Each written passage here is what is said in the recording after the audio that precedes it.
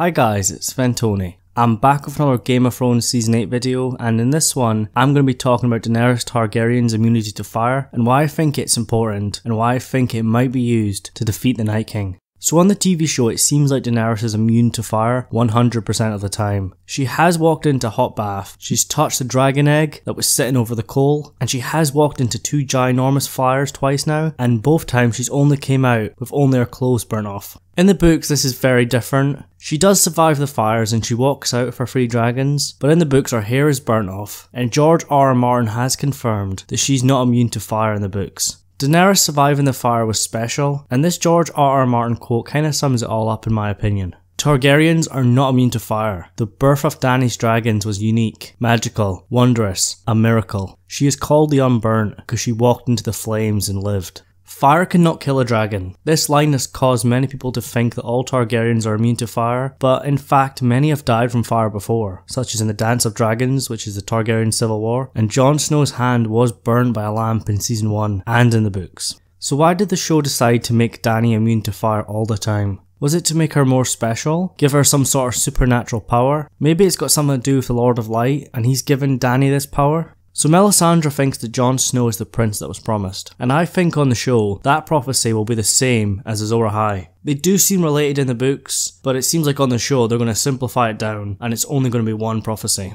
Melisandre also thinks Daenerys has a part to play, but she didn't actually say what that part was. Has Melisandre seen something in the flames? We know blood magic is used in rituals by the Red Priests, so what if Dany's blood is needed to kill the Night King? The blood of the dragon, the blood of the one person who is immune to fire, the element associated with the Lord of Light. The prophecy of Azor Ahai is well known on YouTube, so I'm not going to go into too much details here, but basically Azor Ahai drove his sword through his wife's breast, Nissa Nissa. Her blood, soul, strength and courage went into the steel of the sword, creating Lightbringer. There is a very common theory that Jon Snow might have to kill Daenerys to create Lightbringer to defeat the Night King. What if Melisandre tells Jon Snow that he must kill Daenerys Targaryen with his sword Longclaw, which is Valyrian steel, and use her blood in a ritual to create Lightbringer? But Jon Snow refuses as he loves Daenerys, and Daenerys thinks this prophecy is stupid and it's false, and together with Jon Snow, Aegon Targaryen, her dragons will win the war. And then later at some point, Daenerys is hurt in the battle against the Night King, and I think they're gonna save the baby that is obviously on the way, but Daenerys knows she's gonna die, either from her wounds, or because the Night King will eventually kill everybody.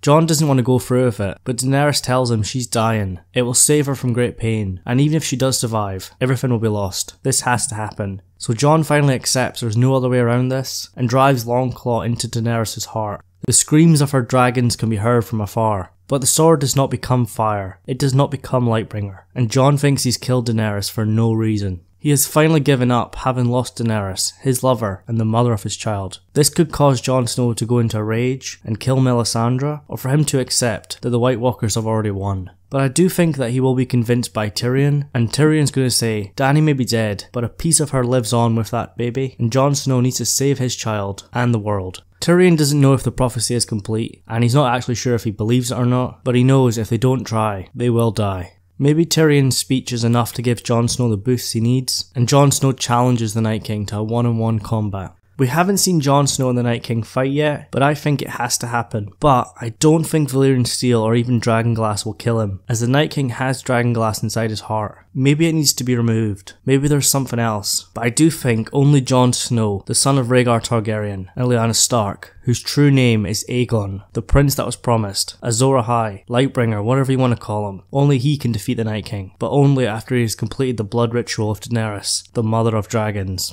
I really don't think we're going to see Jon Snow's sword light up in fire, as I don't actually know if Lightbringer is actually a sword. There are theories that it is Jon Snow himself. So I made this video with the thought, okay, I don't know if this is going to happen, but I'm going to take the Nissa Nissa theory and try and make it a little bit less far-fetched, and try to bring it in line with the show, as the show and the books are very different. I do like the theory though that Jon Snow needs Daenerys' blood as a blood ritual, and that her blood is very special because of who she is, and that's why she's immune to fire on the show. So let me know what you think. Is Daenerys' immunity to fire and her blood the secret to unlocking Azor Ahai and Lightbringer's prophecy? Is Jon Snow Azor Ahai, and does he need Daenerys' blood in a blood sacrifice to defeat the Night King? A lot of the prophecies in Game of Thrones are misinterpreted, and a lot of them don't come true, but to me, Daenerys and Jon are definitely the key to defeating the Night King. And if it has to be Jon Snow killing Daenerys on her deathbed to give him the power to defeat the Night King, so be it. I do kinda like that theory, but as I said, this video is not exactly what I think's gonna happen. It's more of me making a video to try to fit Daenerys Nissa Nissa into the show's continuity.